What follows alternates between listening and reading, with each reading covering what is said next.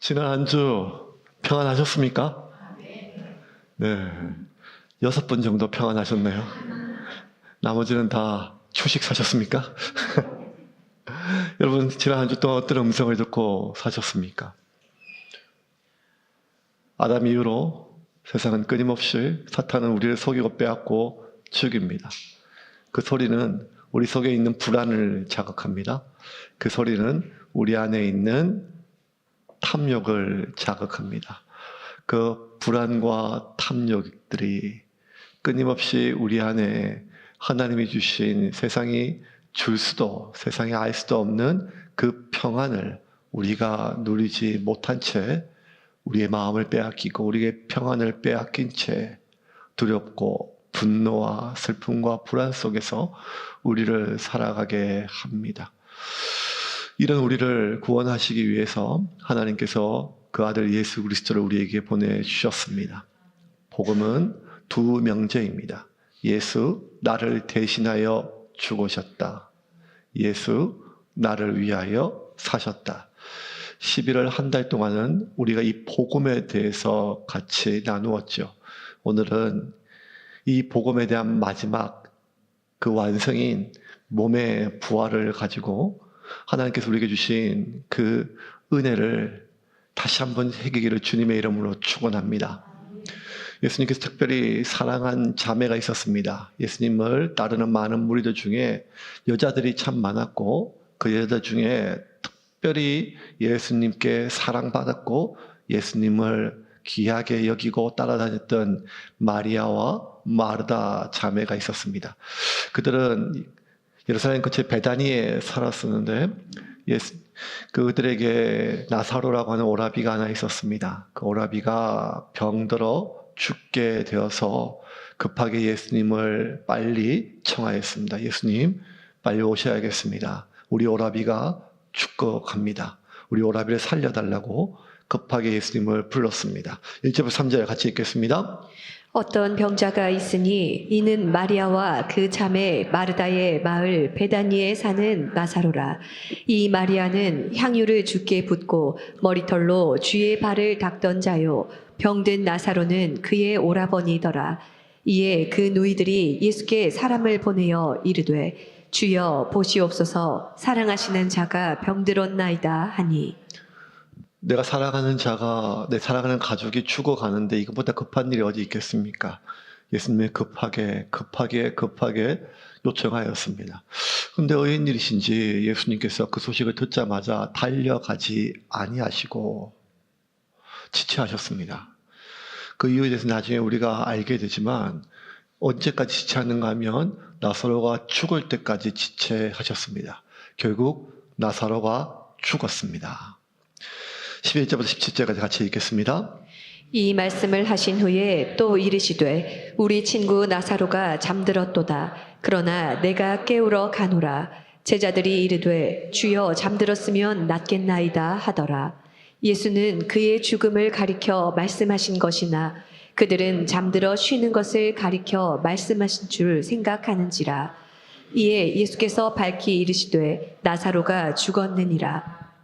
내가 거기 있지 아니한 것을 너희를 위하여 기뻐하노니 이는 너희로 믿게 하려 함이라. 그러나 그에게로 가자 하시니 디두모라고도 하는 도마가 다른 제자들에게 말하되 우리도 주와 함께 죽으러 가자 하니라.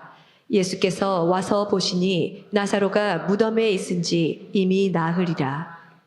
예수님은 뭐 뜻이 있으셔서 제자들에게 뭔가 보여주시기 위해서 지체하셨고 나사로가 죽을 때까지 기다리시는지 몰라도 마리아와 마르다 입장에서는 예수님이 한시가 급한데 오지 않고 그 거리가 얼마쯤이면 도착할 때가 되는데 하루 이틀 계속 심지어 죽은 지 나흘이 지나도록 오지 않았습니다. 얼마나 서운했을까요? 그 서운함이 말도 못합니다. 나흘이 지나서 예수님 도착하셨어요. 도착하셨다는 얘기를 듣고 마르다가 급히 뛰어나갑니다. 여러분, 사실은 더 버선발로 뛰어나가는 존재는 마리아입니다. 우리가 잘 아는 것처럼 마리아, 마르다 하면 마르다가 예수님 음식 준비하고 바쁠 때 마리아가 그 앞에 턱을 꿰고 끝까지 예수님의 시선을 놓치지 않기 위해서 그냥 거의 광팬 수준으로 예수님 하면 그냥 버선발로 뛰어나가는 마리아인데, 예수님이 오셨다는 소식을 듣고도 마리아는 나가지 않습니다. 서운함이 극한에 치닫는 거죠. 오빠가 죽어가는 것은 병 때문이에요. 병 때문에 죽어가는 거예요. 근데 오빠가 죽었잖아요. 근데 오빠가 죽은 것은 병 때문에 죽은 게 아니라 예수님이 오지 않아서 죽은 거예요. 이게 달라요. 사실 논리적인 우리의 생각은 오빠가 병에 걸려서 죽었어요.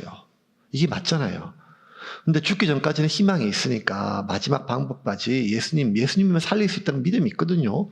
그런 일을 많이 하셨으니까요. 그것 때문에 예수님 믿었으니까요. 그 예수님께 자신의 전부를 드렸으니까요.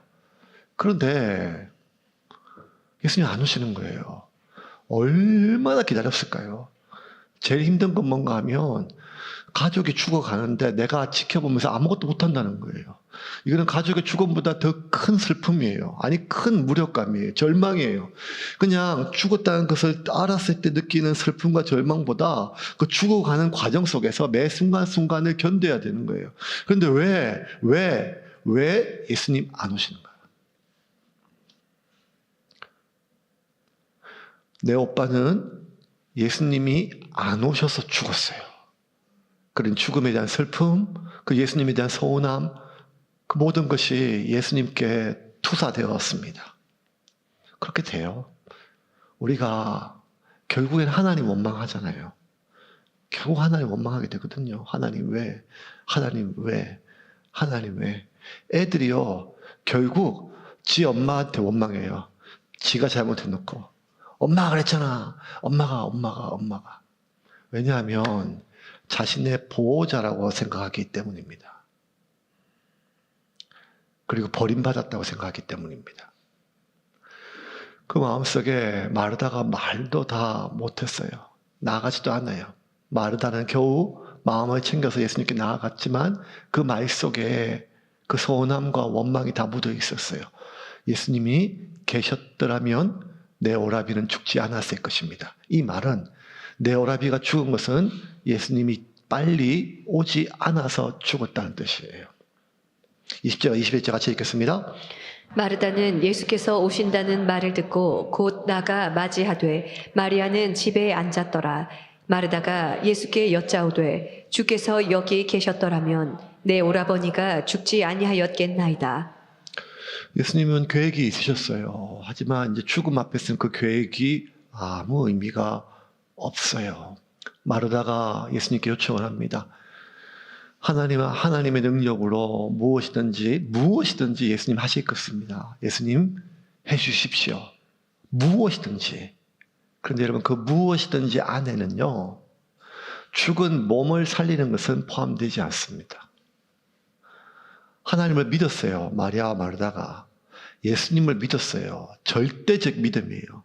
그 절대적 믿음도 넘을 수 없는 산이 있는 게 뭔가 하면 육체의 죽음이에요. 우리의 영혼은 인도할 수 있어요. 우리의 상한 마음도 치료할 수 있어요. 근데 죽은 몸은 하나님도 살릴 수가 없어요. 이거는 아담 이후로 수천 년 동안 인간의 몸에 각인된 거예요. 하나님이 우리를 위로하고 우리의 영혼을 낙원으로 인도하실 수는 있지만 죽어서 썩어가는 몸은 하나님도 못 살린다는 거예요. 이게 교리가 아니라 수천 년을 이어오면서 인간에게 그 수많은 죽음을 경험하면서 인간에게 각이된 절대적인 믿음이에요.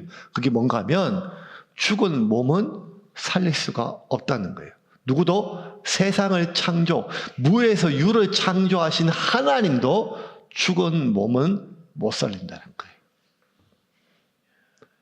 그러니까 여러분, 타락 이후로 인간에 찾아온 이 죽음의 이 벽이 얼마나 크고 튼튼하고 절대적인지를 우리는 수천 세대를 거쳐서 경험적으로 이미 몸에, 영혼에, 마음에 각인되어 있습니다. 21절부터 24절까지 같이 읽겠습니다.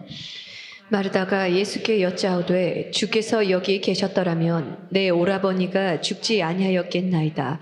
그러나 나는 이제라도 주께서 무엇이든지 하나님께 구하시는 것을 하나님이 주실 줄을 아나이다. 예수께서 이르시되 내 오라비가 다시 살아나리라. 마르다가 이르되 마지막 날 부활 때에는 다시 살아날 줄을 내가 믿나이다. 내 오라비 내가 살려줄게 이 말씀이에요. 지금 그거 하려고 오셨거든요, 예수님.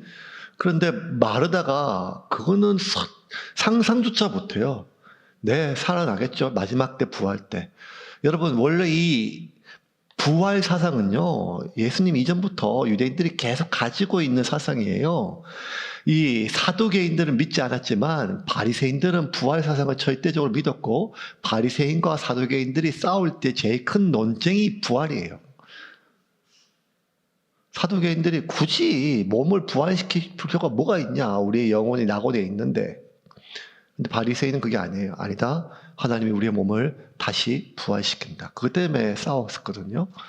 그래서 유대인들은 이미 지금 부활 사상이 있어요. 예수님께서 나사로 네 오빠 내가 살려줄게 하는데 방금 전까지 무엇이든지 하나님께 구하면 하나님께 행한다 해놓고, 그 무엇이든지 해서 예수님께서 내가 네 오라비 살려줄게 하니까 마르다가 네, 나중에, 언젠지는 모르겠지만 아주 나중에, 그때 부활 때 살겠죠. 하지만 지금 내 오라비는 죽어서 나흘이나 지나서 썩어 들어가고 있는데, 예수님조차도 죽음을 살릴 수는 없다는 거예요. 이거는 마리아도 마찬가지예요. 마리아도.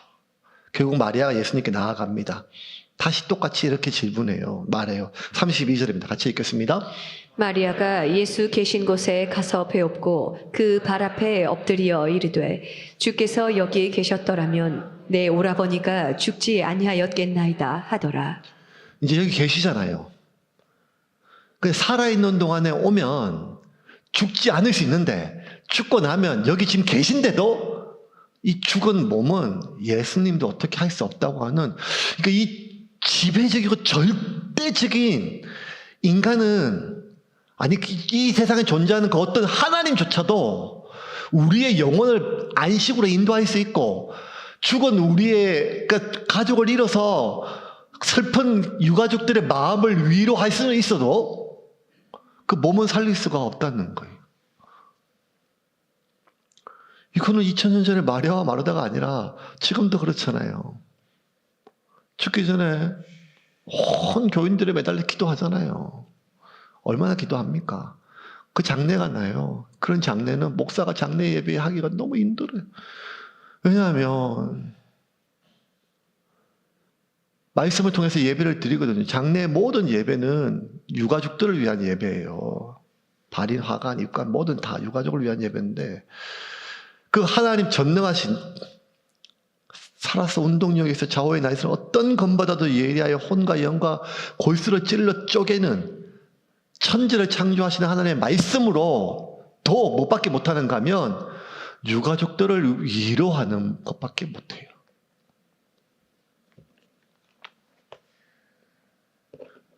이게 아담 이후로 가지고 있는, 죽음이 가지고 있는 힘이에요. 하나님을 뛰어넘는. 하나님을 믿는 사람조차도 죽음에 대해서는. 근데 이 나사로를 예수님께서 살리셨어요. 43절 44절 같이 읽겠습니다. 이 말씀을 하시고 큰 소리로 나사로야 나오라 부르시니 죽은 자가 수족을 배로 동인 채로 나오는데 그 얼굴은 수건에 쌓였더라. 예수께서 이르시되 풀어놓아 다니게 하라 하시니라. 죽어서 세상을 다 이런 슬픔으로 설패했던 마리아와 마르다가 자기 오라비가 다시 살아났어요. 얼마나 기뻤을까요? 그 슬픔과 정반대로 얼마나 감격이었을까요? 삶에 다시 살아갈 이유가 생겼잖아요. 뭘 말해도 다 못해요. 그런데 살짝 이 장면을 비틀어서 보면 나사로 입장에서는 이게 좋을 일일까요? 아니 지금 죽어서 낙원에 잘 있거든요. 낙원에 잘 있어요. 낙원에 지금. 눈물도 없고 슬픔도 없고 그 흔히 말해 이 징글징글한 세상에서 얼마나 고생했겠어요. 몸도 고생하고 마음도 고생하고 영혼도 고생하고 물론 그냥 내 누이들하고 떨어지는 건 그렇겠지만 곧 다시 만난다는 거 알잖아요. 천국 가면. 그러니까 자기 먼저 가서 기다리는 거 이 좋은 데서. 그래서 이 좋은 데서 내가 기다리는 건 괜찮지만 굳이 내가 다시 갈 필요는 없잖아요. 응화 똑같은 거 하면 저 지옥 같은 북한에서 탈북했어요. 좋아요. 그죠? 그러면 여기로 내 가족을 불러오는 건 괜찮지만 내가 그립다고 다시 가지는 물론 좀 그런 사람도 있겠지만 가기는 안 되잖아요. 그래서 북한에 남겨진 가족이 기도해서 하나님 응답해 주셔가지고 갑자기 내가 몸이 북한으로 옮겨졌다. 그러면 하나님의 응답이지만 나는 이게 얼마나 힘들고 오늘부터 고통스러워요. 그런데 남한과 북한이 아니라 천국이잖아요. 아이 징글징글한 세상에 나를 또 왜 불러가지고 너들 그만 좀 울지 왜 예수님이 그냥 나도 죽고 갈 때 서운했는데 예수님 안 해가지고 죽고 보니까 너무 좋은 거라. 그래 예수님이 그래서 나 살렸구나. 아유 예수님 고마워. 내가 그때는 예수님 원망했는데 예수님이 그 뜻을 알겠다.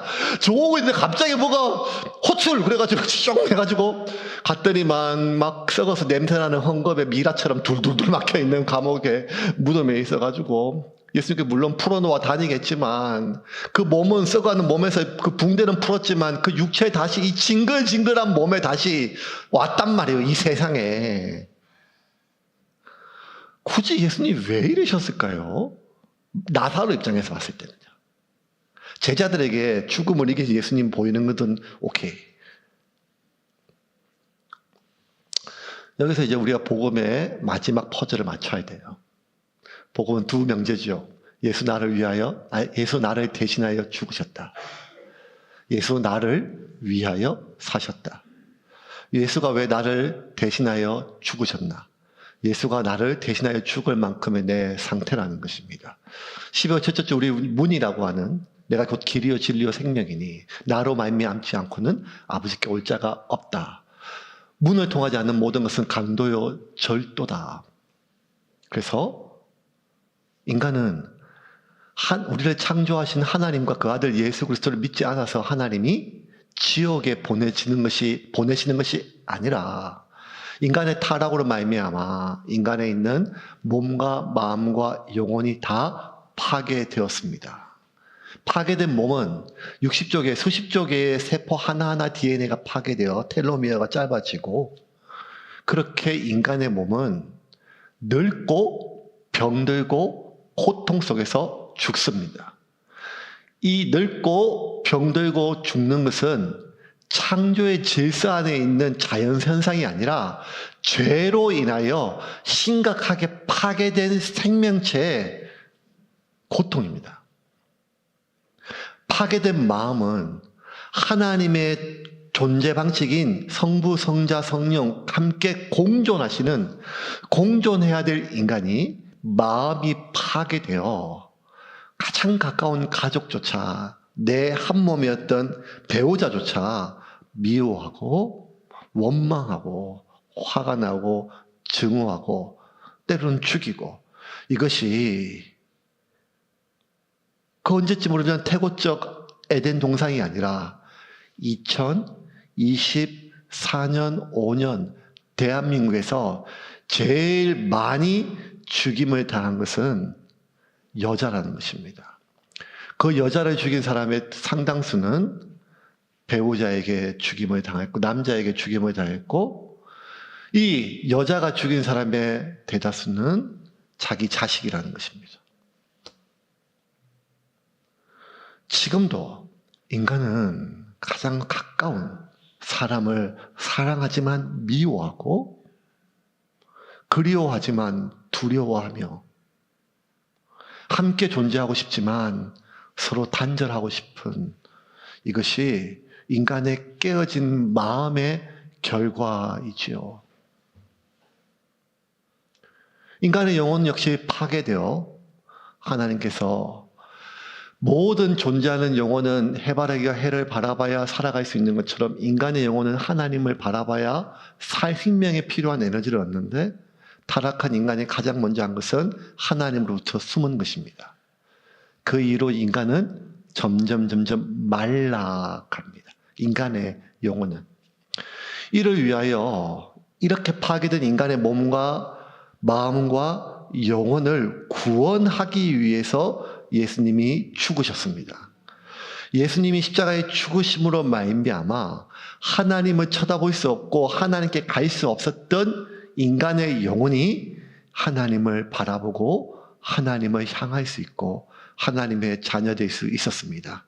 그렇게 하나님과 연결된 영혼은 그 마음을 새롭게 할 뿐만 아니라 예수님은 인간의 죄값으로 죽으셨을 뿐만 아니라 깨어지고 부서지고 단절된 인간의 모든 관계들을 회복하고 화해케 하기 위하여 막힌 담을 허시기 위하여 죽으셨습니다. 그러므로 예수의 죽으심을 통하여 우리는 단절된 그 사람과 단절된 타인과 단절된 나 자신과 화해할 수 있게 되었습니다. 이것이 예수님께서 이 땅에 오신 것은 양으로 생명을 얻게 하기 위함인데 그 생명을 풍성히 얻게 하기 위함입니다.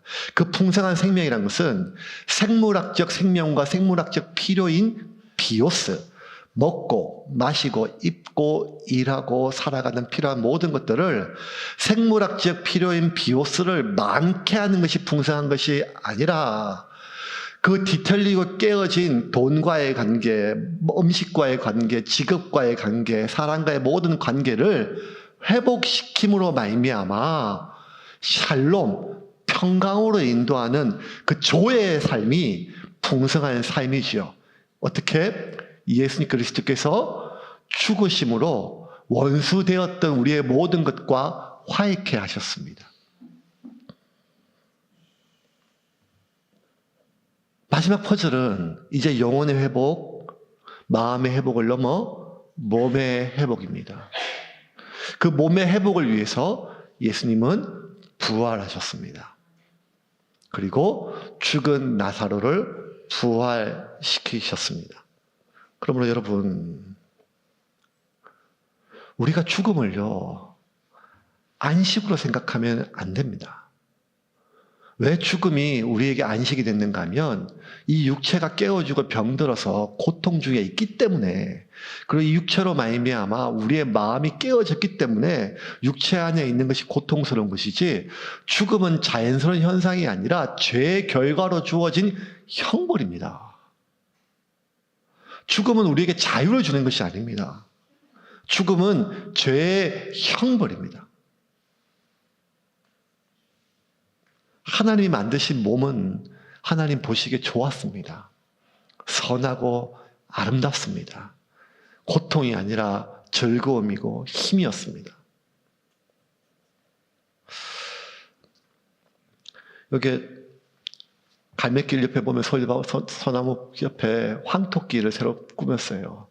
맨발 해가지고 맨발로도 걷고 그 옆에 또 황토끼를 만들어요. 저도 좀 보거든요. 걷거든요.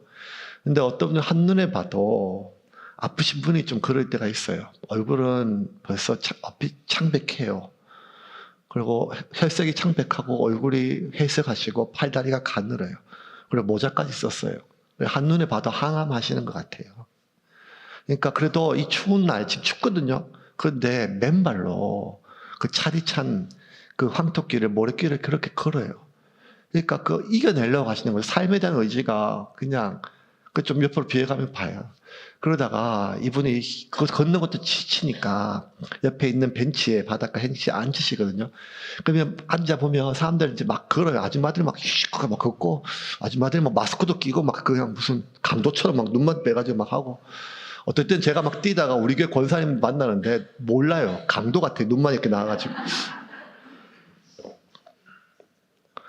뛰는 사람, 저처럼 뛰는 사람도 있거든요. 그러면 이제 그 앉아서 이렇게 보면 막 사람들이 막, 젊은 사람들이 막 뛰어요. 옆에 있는 소초에, 이게 그 군인들도 막 뛰고 막 뛰면 막 힘드니까 죽을래. 막 숨이 차가지고. 그래도 막 뛰어요. 그러면 막 숨 침차서 막 죽으려고 막 그래도 막 그 겨우겨우 뛰는 사람을 보고 그 앉아서 쉬고 있던 그분이 뭐라고 얘기하는가 하면 참 좋다 그래요.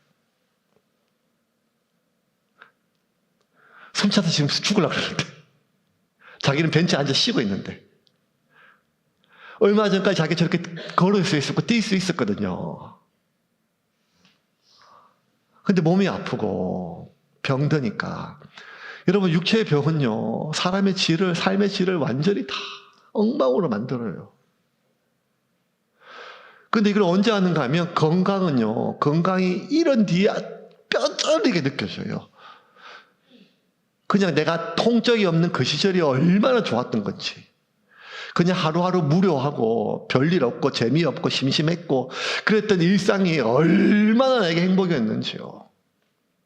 길 가다가 애들 막 까르르 웃고 막 그 자전거 타고 막 지들끼리 막 돌아다니면 이제 나이가 늙고 힘이 없고 내가 내 얼굴 보는 게 싫어질 나이가 되면 그런 아이들 보면서 나도 모르게 아이고 좋을 때다. 저것들은 지금 얼마나 좋은지 몰라. 추억은요, 그 당시는 항상 그게 행복인지를 몰라요. 지나가야 안다니까요. 젊음이 그래요. 건강이 그래요. 젊음이 그런 게 아니라 젊은 몸이 그렇고 건강한 몸이 그렇다니까요. 그런데 이 젊은 몸은 한번 지나가면 되돌릴 수가 없어요. 건강한 몸은 한번 건강을 잃은 몸이 되돌릴 수가 없다니까요.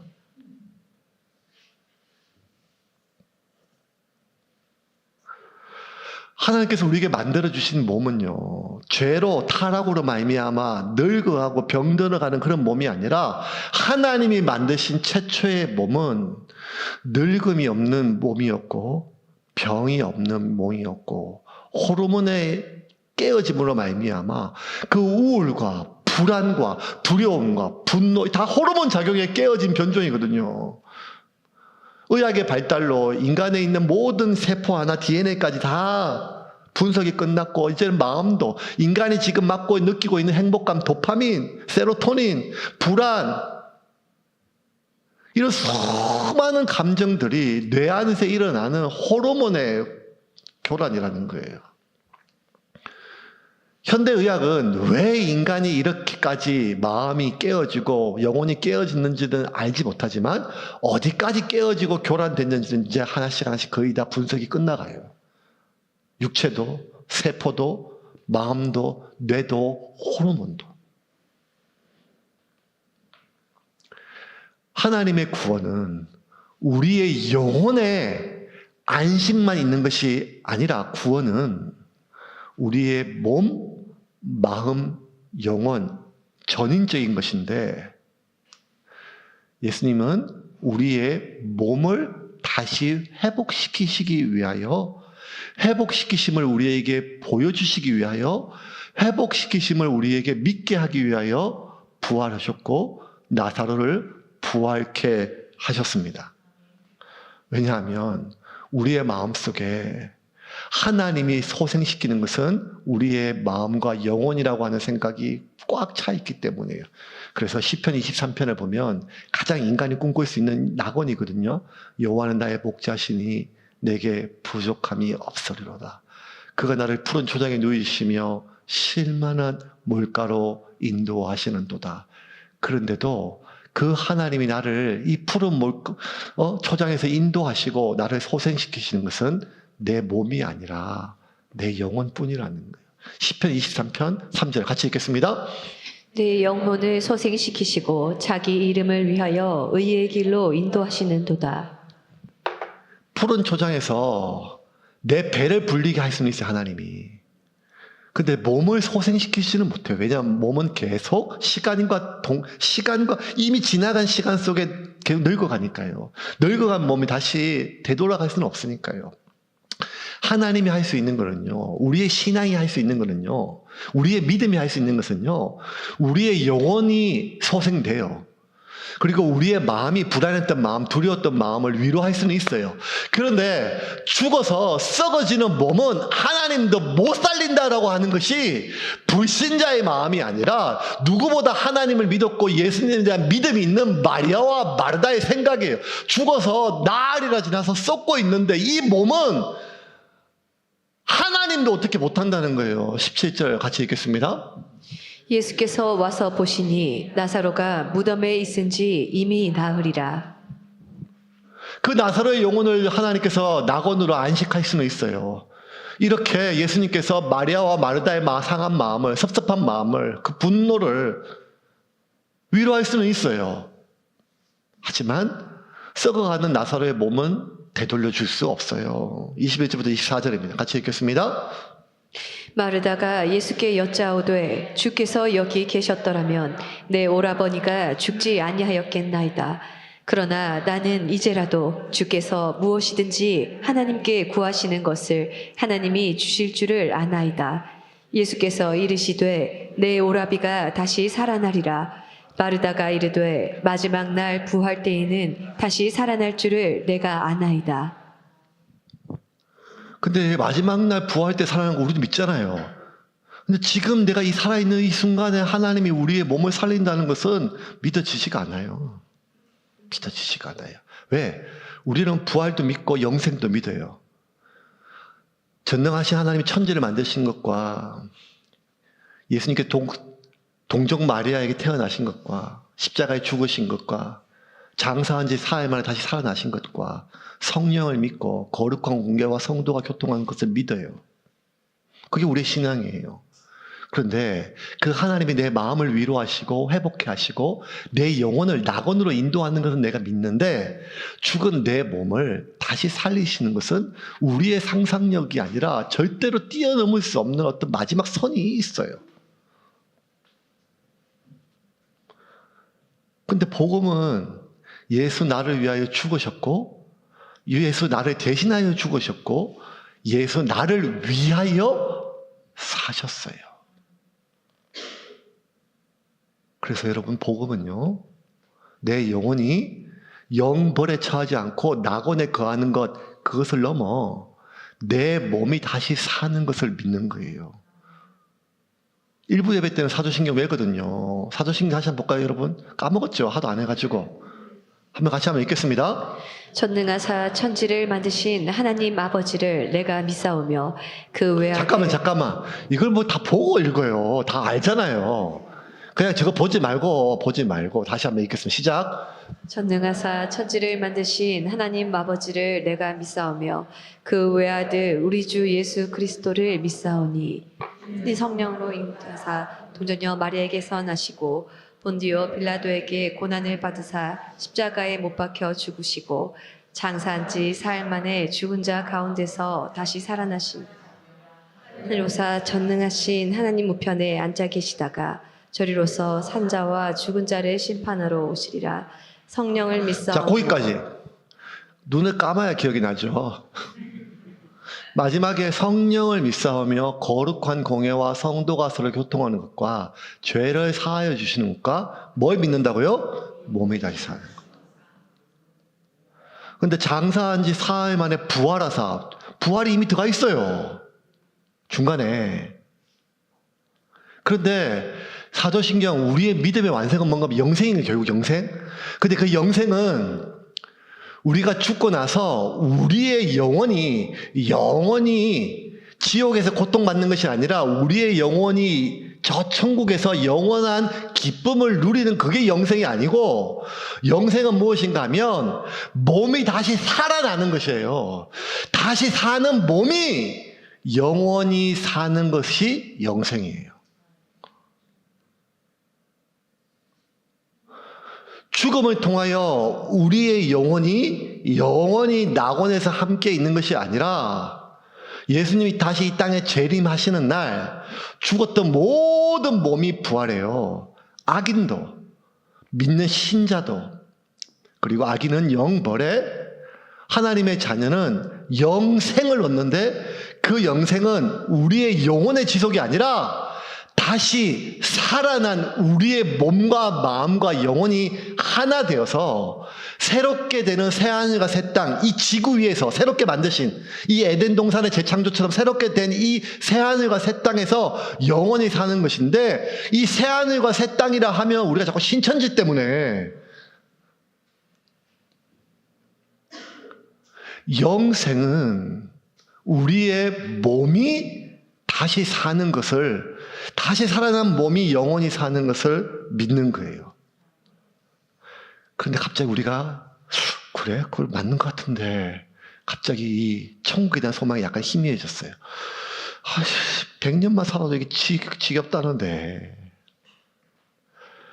100세 시대를 사람들이 지금 저주의 시대로 알고 있는데 100세가 아니라 1000년 만년 못 죽고 산다고?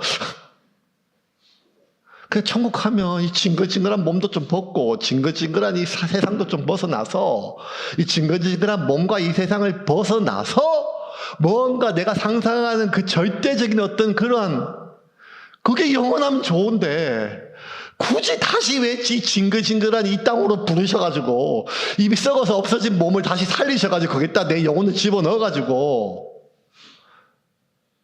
우리 안에 이렇게 생각되는 이유는 하나밖에 없어요. 왜냐하면 아담 이후로 타락한 몸에서 우리가 이미 오랫동안 살아왔기 때문에, 수천 세대를 거쳐서 이 몸의 안에 예수 그리스도를 통해 예수를 믿고 우리가 구원받고 우리의 영혼이 살아나고 우리의 마음도 회복되지만, 그럼에도 불구하고 우리 몸 안에 죄와 사망이 공존하거든요. 우리 마음 안에 하나님이 주신 평안과 이 죄와 사망이 주는 그러한 악한 마음이 공존하거든요. 우리의 영혼이 하나님이 주신 평안과 이 사탄이 주는 죄와 사망의 영혼의 그 상태가 공존하거든요.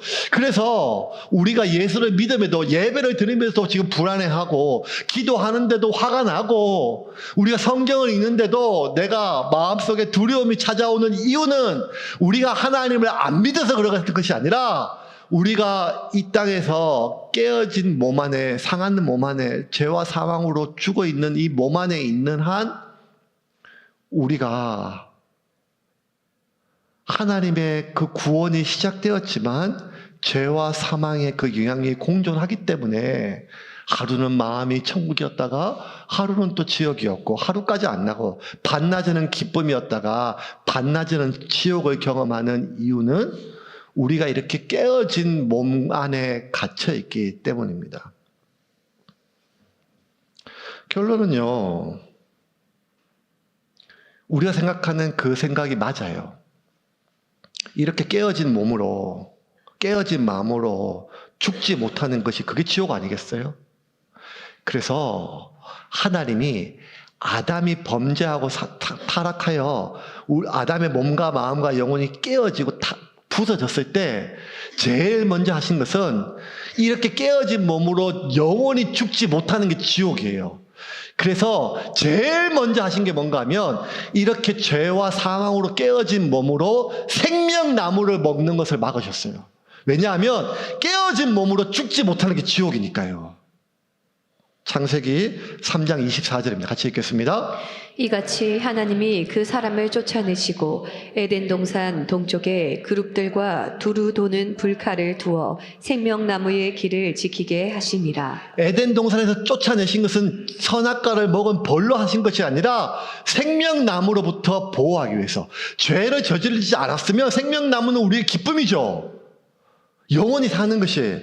그런데 이 죄가 있는 상태에서 암보다 더 심각한 고통을, 막 뼈가 녹는 고통을 느끼면서 영원히 고통 속에서 벗어나지 못하는 게 지옥인 것처럼, 인간이 서로 미워하고 두려워하고 절망하고 고통 속에서 영원히 삶을 이어가는 것을 막아주시기 위해서 생명나무로부터 차단하였어요. 왜냐하면 이 생명나무는 영원한 영생을 주거든요. 그리고 이 생명나무를 다시 접할 수 있도록 하셨어요. 언제? 예수께서 십자가에 못 박혀 죽으심으로 말미암아 이제 우리의 영혼이 회복될 길이 열렸을 때, 하나님은 우리가 생명나무를 통하여 영생을 얻게 하기를 원하셨어요. 그 생명나무가 누군가 하면, 무엇인가 하면 예수 그리스도십니까? 생명나무는 예수 그리스도예요. 생명나무는 영생을 주잖아요. 영생. 그래서 하나님이 이 세상을 이처럼 사랑하사 독생자 예수를 주셨으니 이는 저를 믿는 자마다 멸망치 않고 뭘 얻게 한다고요? 영생을 얻게 한다. 영생. 이 영생이란 단어와 생명이란 단어는 달라요. 생명에 비오스가 있고 조에라 그랬잖아요. 이 요한복음 11, 10장에서는 생명, 풍성한 삶, 조회를 뜻하지만 영생을 뜻하듯 달라요. 그 영생은 영원한 삶이에요. 근데 이 영원한 삶을 주시기 위해서 생명나무 대신 예수 그리스도를 우리에게 주셨어요. 그래서 저를 믿는 자마다 멸망치 않고 영생을 얻게 하신다는 거예요. 그럼 영생이 뭐냐? 영생은 죽음 이후로 내 영혼이 누리는 삶이 아니라 영생은 생명나무 대신 그 예수 그리스도를 내가 먹고 마시는 거예요. 그래서 요한복음 17장의 영생에 대해서 예수님 한마디로 이렇게 정의하세요. 같이 읽겠습니다. 영생은 곧 유일하신 참 하나님과 그가 보내신 자 예수 그리스도를 아는 것이니이다. 이 알다라고 하는 기누스코는요, 우리가 아는 것처럼 히브리어의 알다, 야다라는 뜻은 내가 인식적으로 뭘 안다, 꽃을 안다 이런 게 아니라 남자가 여자가 부부가 서로 몸을 썩고 알아가는 것처럼 그걸 안다라고 그랬죠. 안다. 인식적으로 내가 뭘 안다 이게 아니라 내가 그와 관계를 맺음으로 교제함으로 알아간다. 이게 안다는 거예요. 예수의 십자가의 죽으심과 부활을 내가 머리로 내가 인식하고 이게 아니라 그 예수 그리스도를 알아간다는 거예요. 매일매일 그분을 교제함으로, 그분께 내 삶을 맡김으로, 그분의 음성을 들음으로 내가 그분을 알아간다는 거예요. 내가 그분을 알아가는 게 뭐라고요? 영생이라는 거예요. 그래서 영생의 시작은 육체의 죽음으로 시작되는 게 아니라 우리가 예수 그리스도를 믿고 예수 그리스도를 영접함으로 예수 그리스도를 알아갈 때 내 삶의 영생이 시작되는 거예요. 그래서 여러분, 복음의 완성은 내 몸이 다시 살아나는 거예요. 그리고 살아난 몸이 예수 그리스도를 알아감으로 우리의 삶이 영생을 시작하는 것입니다. 이제 말씀을 정리하겠습니다. 이것을 우리에게 보여주시기 위해서 예수님은 부활하셨어요. 그리고 죽은 나사로를 살리셨어요. 우리에게 어떤 절망의 벽이 있는가 하면 우리의 마지막 믿음이 뚫지 못하는, 엑스레이가 다 뚫지만 납은 뚫지 못하거든요. 금속은 뚫지 못해요. 납처럼 절대 우리의 믿음이 뚫지 못하는 것. 우리가 믿음은 바라보는 것인데, 미련은 바라는 것인데, 바라는 것들이 실상인데 우리가 절대 바라보지 못하게 하는 게 뭔가 하면 죽음이에요. 하나님도 예수님도 죽음은 어떻게 할 수 없다는 거예요. 죽기 전에는 살릴 수 있어요. 그 병이 아무리 중한 병이라도. 근데 죽고 나서는 안 된다는 거예요. 그런 것처럼 지금도 우리가 믿음이 없어서가 아니라 하나님을 부인해서가 아니라 절망과 같은 죽음과 같은 상태가 있어요. 하나님, 이제는 끝났습니다. 우리 가정은 끝났습니다. 이제는 안 됩니다. 이렇게 끝난 것을, 그렇게 상처받은 내 영혼을 주님께서 위로할 수는 있지만 이 가정은 이제 끝입니다. 하나님, 내 인생은 이제 끝입니다. 여기까지입니다. 이런 나를 하나님께서 위로하시고 내 영혼을 죽음 이후로 천국으로 인도하실 수는 있지만 나는, 내 삶은 여기까지입니다. 이 수많은 죽음과 같은 상황, 죽음과 같은 관계, 하나님, 이제 이 관계는, 이 사람과는 진짜 끝입니다. 이제 끝입니다. 다시 회복하고 싶지도 않고 회복할 수도 없습니다. 이미 끝났기 때문에, 마지막 생명이 꺼졌기 때문에 아니라는 거예요. 아니라는 거예요. 주님은 썩어서 냄새나는 그 몸을 살리는 것처럼 썩어서 냄새나는 내 삶을 다시 살리실 줄을 믿으시길 바랍니다. 썩어서 냄새나는 이 상황을 다시 살리십니다. 마지막 부활 때가 아니라 지금. 언젠가 이게 아니라 지금. 썩어서 냄새나는 이 상황으로 말미암아 고통받는 내 마음을 위로하는 정도가 아니라 다시 살리신다니까요. 영생이 시작되게 하십니다. 언제? 죽고 나서가 아니라 내가 지금 이 순간 예수 그리스도를 알아간 순간, 생명나무 되신 예수님을 내가 먹고 마심으로. 그래서 우리가 성찬식은 상징이 아니에요. 예수님께서 내 살을 먹어라, 내 살을, 내 피를 마시라는 것은 상징, 종교적인 행위가 아니라 실제적인 예수 그리스도가 우리에게 생명나무, 영생을 얻게 하는 생명나무예요. 생명나무. 그래서 우리는 매일매일 그 생명나무를 먹을 수가 있어요. 왜냐하면 아담 이후로 하나님께서 가렸던 불칼과 그 거두었던 것들 장벽을 허물고 누구든지 예수를 믿는 자마다 영생을 얻으리라. 누구든지 그 생명나무 되는 예수 그리스도를 먹는 자마다, 그 피를 마시는 자마다, 그 살을 먹는 자마다 나중에 죽어서가 아니라 지금 이 순간에 우리의 삶 가운데 영생이 시작됨을 믿으시기를 바랍니다. 이게 구원이고 이게 복음입니다. 그러면 오늘 다시 예수 그리스도를 영접하시기를 주님의 이름으로 축원합니다.